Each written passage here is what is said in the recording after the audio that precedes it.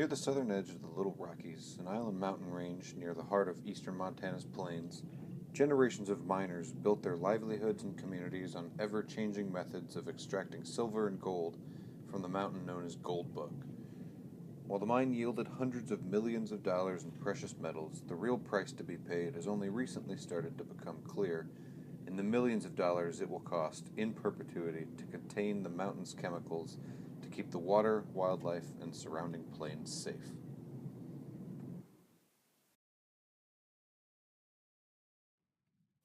The Little Rockies were formed millions of years ago as magma bubbled up to the Earth's crust, bringing precious metals and minerals from the core. More recently, in the past hundreds or thousands of years, the anomalous mountains were understandably seen as special by the peoples roaming the plains.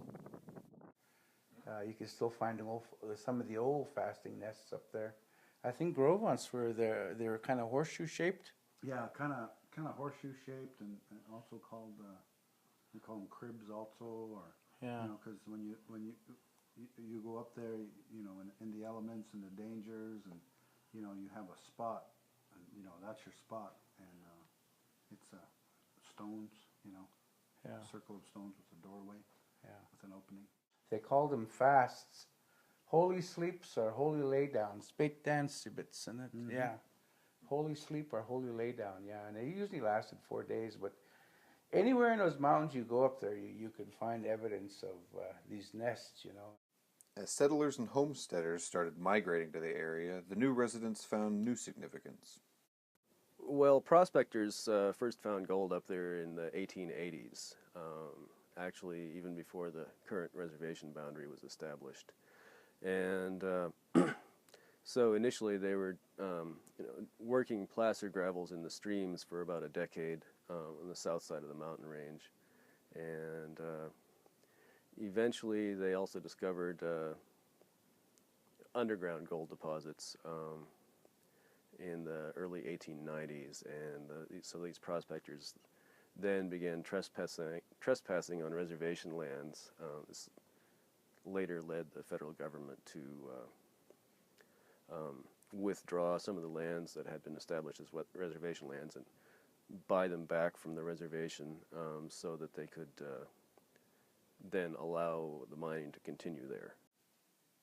Those interested in harvesting the natural resources of the mountains sought the federal government's help in getting at the metals on the then-new Fort Belknap Indian Reservation, with the help of federal agent George Grinnell, whose name was lent to the 1895 agreement to buy the mountains back. The agreement stated that the land would be sold to the government for $360,000, to be paid over 4 years in supplies for establishing the new community, and strongly encouraging their shift from the nomadic hunting lifestyle that was no longer possible to the farming and ranching that was filling the area. The agreement states that all of the tribal signers of the agreement understood the terms, but some of today's Fort Belknap residents say those men mostly understood that their main source of food had been eliminated in bison extermination the decade before. With the Grinnell agreement was that if the tribes, the Assiniboine and Grovant tribes did not sign, then our people would starve. Especially, they would cut us off on our rations. So back then the tribes didn't know English, and so interpreters interpreted that, and so a lot of the starvation tactics were used, so the tribes were coerced into signing the land back.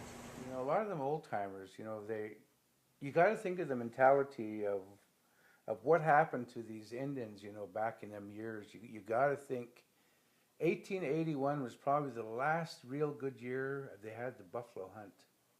After 1881, 82, the buffalo hunters came up in this country and they annihilated everything here. Yeah. There was probably a few thousand herds left, or a few thousand head left, So, and you got to think of the Nakota. A lot of them come down from Canada, and they were involved with the Riel rebellion up there, fighting the Canadian government over some land that they wanted up in Saskatchewan, along the Red River. So you think those Indians came down too.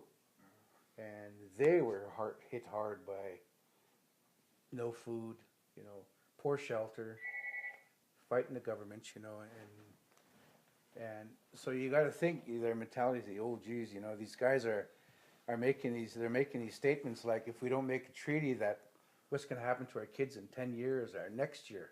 Yeah. They're going to die, So that was a big motivator for these tribes to say, okay, we'll sign, but this is what you get. And, so there was always that motivation of, you'll starve, yeah.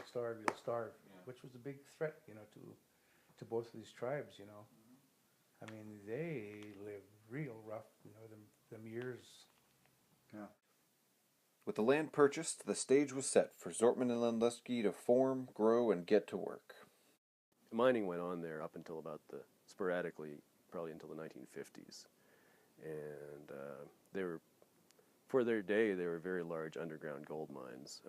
Some of the largest cyanide leaching operations in the country at that time. Mining pretty much ceased for a few decades until in the 1970s new technology was developed that allowed open pit mining of extremely low grade gold deposits with a cyanide heap leach process, which was just developed in the 60s, I guess.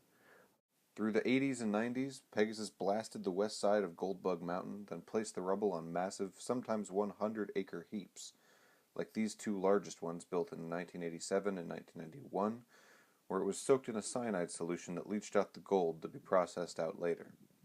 Millions of dollars came out as the mine employed hundreds of people from Zortman and Landusky, as well as cities beyond, like Havre, Malta, and Lewistown. But as the 90s wore on, problems began to arise.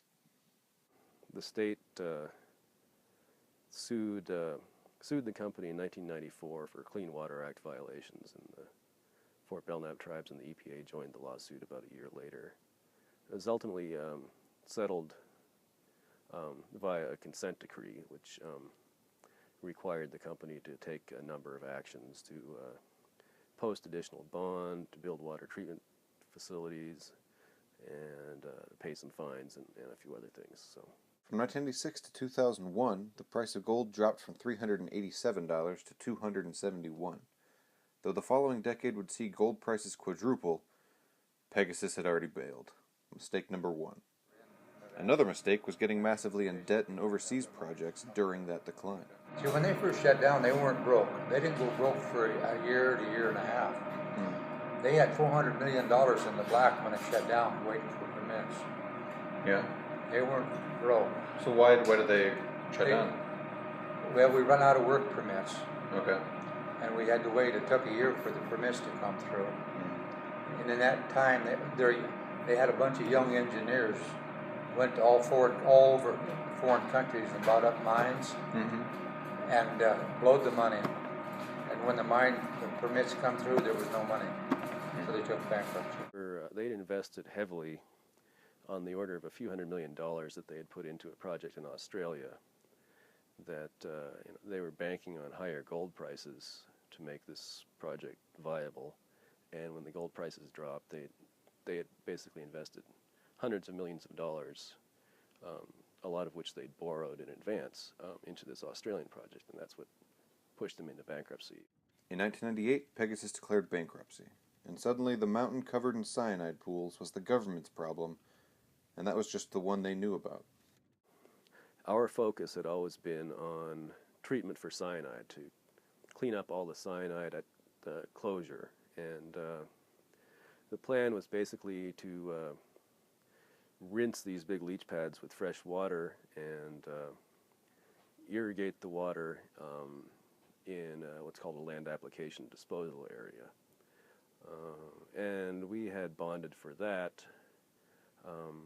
What we didn't anticipate is that the ore in those leach pads would become acidic, the water in the leach pads would become acidic over time, and actually happened quite quickly, and even the geochemists who were looking at it when we were planning the closure plan in 1999-2000 expected that it would take at least 10 times as long as it did for those leach pads to become acidic. The cyanide wasn't even that big of a problem. Cyanide is a compound of carbon and nitrogen.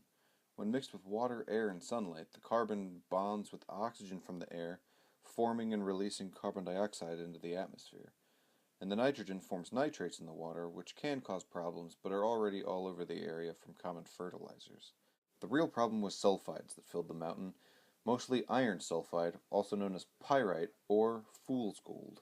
Basically, between the being exposed to air and the water contact, there's a chemical process, a reaction that creates almost like a sulfuric acid. And by doing that then starts to leach out, some of the other minerals, aluminum and selenium, and so all of a sudden you're starting to get a whole different water chemical makeup. After the 1984 lawsuit, Pegasus had to build water treatment plants for both Zortman and Landusky that are now run by 7 employees paid by a contract awarded to Spectrum Engineering of Billings through the Department of Environmental Quality. A new treatment plant was added on Swift Gulch on the north side of the mountains to clean water headed for the reservation. The lawsuit also led to a new bonding agreement. These surety bonds are just basically a guarantee from their insurance companies that they will pay us each year to cover some of those costs of treatment plant operations. And that was originally set up to go through the year 2017. They would continue to fund that. And we also required that the company post a bond in the form of a trust fund where they actually invested money in a bank account that the state would have access to. And that would become available in the year 2018. That fund was supposed to have a value of $15 million by the year 2018. And I think the Pegasus made about 4/5 of the investment into that trust fund that they were supposed to. They were supposed to put in $1 million a year over a period of about 5 years into the fund, and then it would grow in value until 2018. So we do have most of that, and the state actually put more money into that fund after the bankruptcy, after we couldn't collect it all from Pegasus.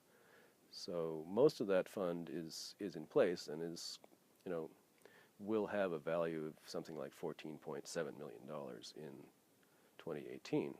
And meanwhile, it became clear in the last several years that that was not going to be adequate to run all the new treatment plants that we have out there.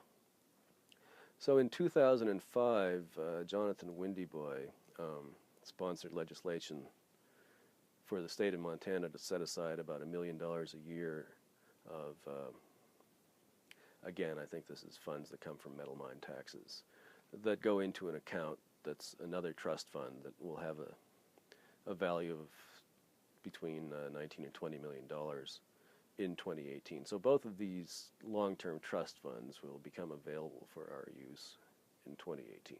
There are some differing interpretations of in perpetuity, but everyone agrees it's going to take a while. These areas would have to, continue to be treated with money from this trust fund for, well, we say perpetuity, which means, anywhere from 100 years, 1,000 years, forever. We don't know how long, but treatment's going to be necessary for a long amount of time. I think we're going to have water treatment for the next 100 years at least. So it's something that we're going to have to deal with for a long, long time. At some point, the leach pads are going to clean themselves up. I don't know whether that's 10 years or 50 years at this point, but there's only so much in those pads. I mean, they're not making anything new. So, I mean, at some point, everything is going to get rinsed off and have been treated. With the growing unexpected costs showing no signs of stopping, many are glad that protections like the 1998 ban on further cyanide mining exist. But there are some people that wonder if, in some cases, the economic boon could be worth a risk. The study shows that there's still $30 billion worth of gold left up there. And you think that... And that's just here. Yeah. And that's just a small area compared to what's involved here. Terry Murphy, a Republican state senator from Cardwell, near the last major cyanide leaching gold mine in Montana, sponsored Senate Bill 306 this past spring, which would have allowed ore to be brought from other areas to be placed in existing cyanide processing plants. Havre's Republican representative Chris Hansen voted for that bill. You know, I did get a few calls, not too many, but I got a few calls and emails from constituents that were concerned that we were repealing the ban. But with the price of gold so extraordinarily high right now, and with Montana having so much of it in the ground, I really thought that that bill was a reasonable solution. It wouldn't allow any new heap pits or leach vats anywhere in the state. And that, to me, that was the intent of the voters, you know, because they grandfathered Golden Sunlight and that other small mine, but it said no more new ones.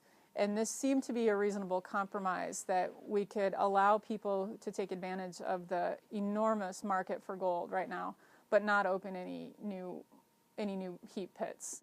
And while the bill passed both the House and the Senate, it was vetoed by Governor Brian Schweitzer in his now famous branding iron veto ceremony on the steps of the Capitol. The citizens of Montana spoke twice. They were asked twice by initiative whether they thought it was appropriate to put hundreds of tons of cyanide on top of a mountain and leach it through a pile with the expectation and hope that that cyanide wouldn't end up in the water system. And twice the people of Montana voted no. In fact, the second time they voted no, the mining companies, the gold mining companies, outspent the opposition 5-1 to try to convince Montana, oh, it's all right, a little cyanide in your water isn't so bad. But the citizens of Montana rejected it. And so I don't think that a legislature and a governor in a 90-day session ought to say, we know better than the people of Montana. And one thing I know for sure is the people of Montana usually know best. This is the land of common sense. You should listen to the people of Montana. They usually get it right. So while the argument continues over where the line between economic benefit and environmental risk should be, Zortman-Landusky should serve as a milestone on the dangerous, or at least expensive, side of that line. The corporate executives were, getting their golden parachutes through the bankruptcy court and, allowed to take millions in profits while we get stuck with, the short end of the deal.